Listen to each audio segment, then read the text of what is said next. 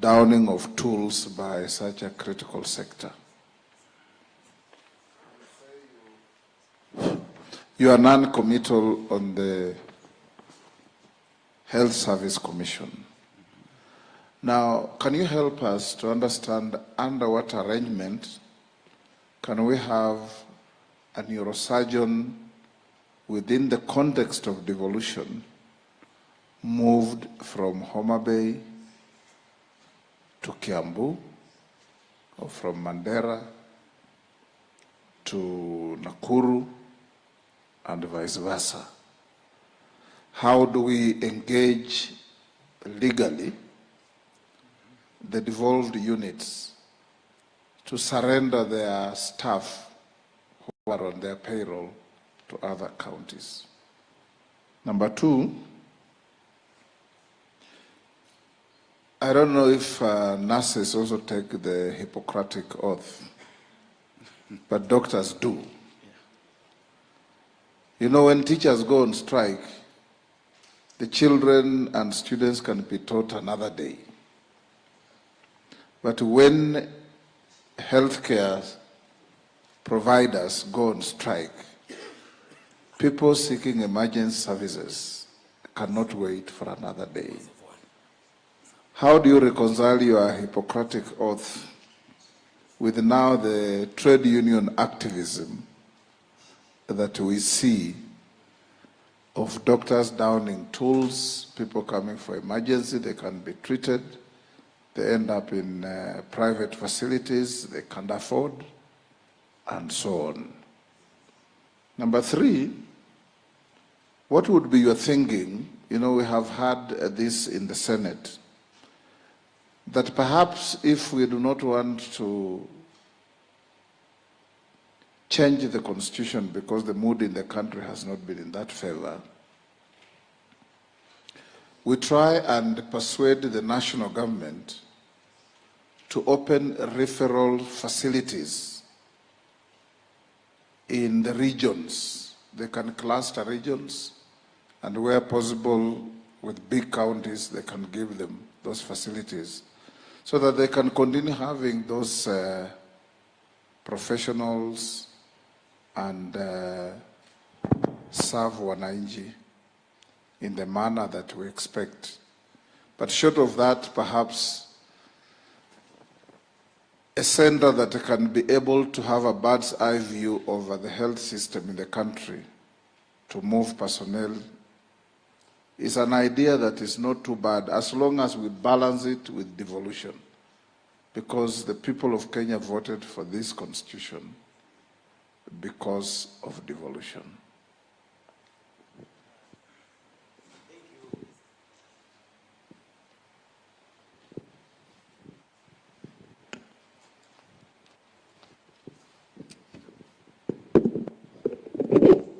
Thank you very much, Honorable Moses Wetangula.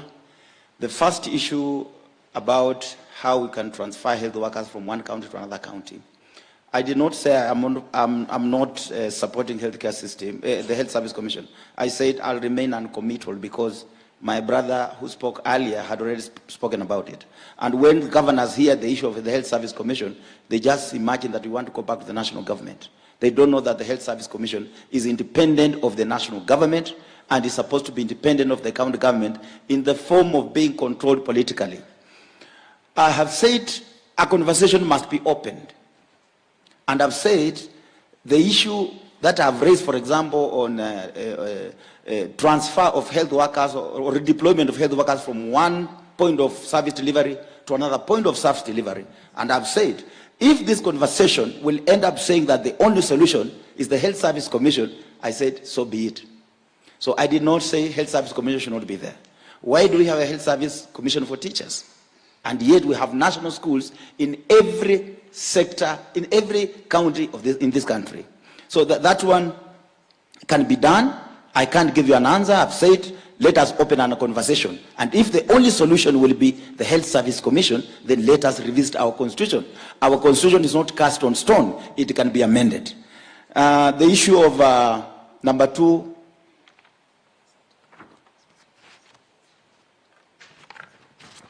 The next issue was if nurses take hypocrite oath. No, we take the Florence Nightingale oath.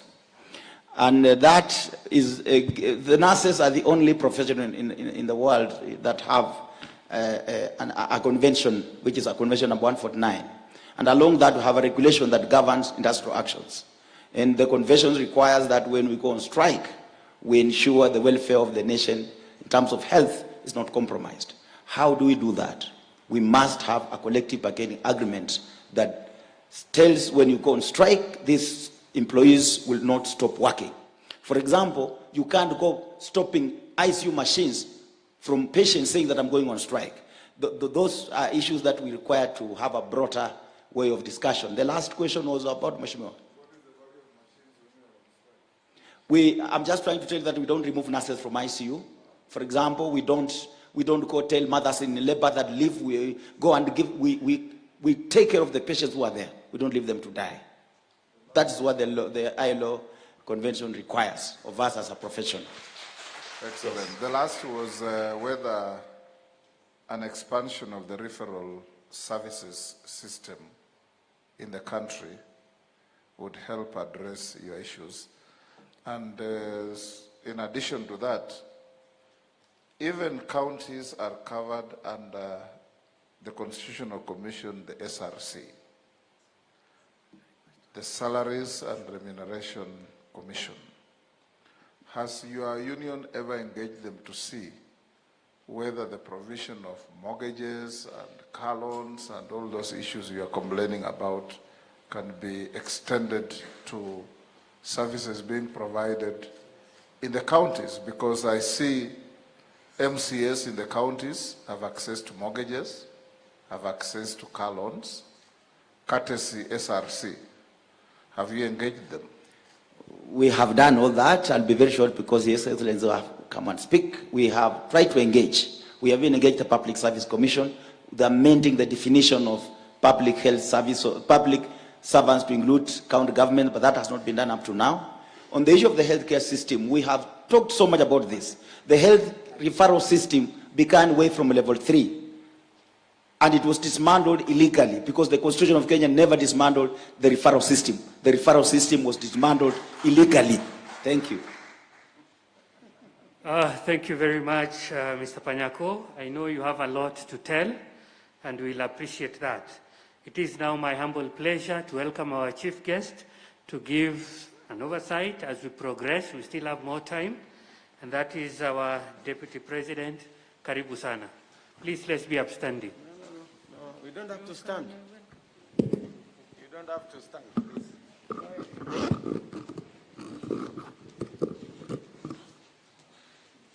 Why are you harassing people? We were all doing fine